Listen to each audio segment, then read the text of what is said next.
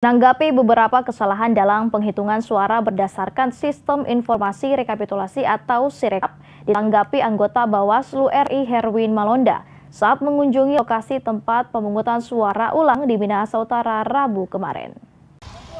Dikatakan Malonda, data yang tercatat dalam Sirekap milik KPU tidak akan menjadi hasil penentu pemilihan umum 2024 baik legislatif maupun presiden.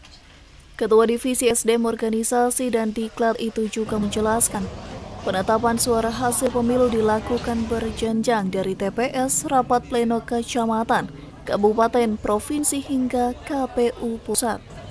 Malonda juga berharap sistem informasi rekapitulasi yang menjadi alat bantu tidak menjadi sumber permasalahan. Rekap itu alat bantu. Yang kita pentingkan adalah rekapitulasi berjenjang secara manual. Tidak dipakai. Masih berlaku, tetapi ya kita Bawaslu memandang itu hanya alat bantu saja sebagai alat kontrol supaya nantinya. Misalnya kan begini, kalau ada masalah-masalah naik turunnya ini kan kita justru membuat Bawaslu untuk mengecek hasil pengawasan. Bawaslu punya C1, tapi C1 itu tidak bisa dipublikasikan karena yang berhak dan berwenang mempublikasikan adalah kawan-kawan KPU. Dan itu diperoleh oleh Bawaslu untuk memastikan apakah hasilnya itu sesuai dengan sebenarnya.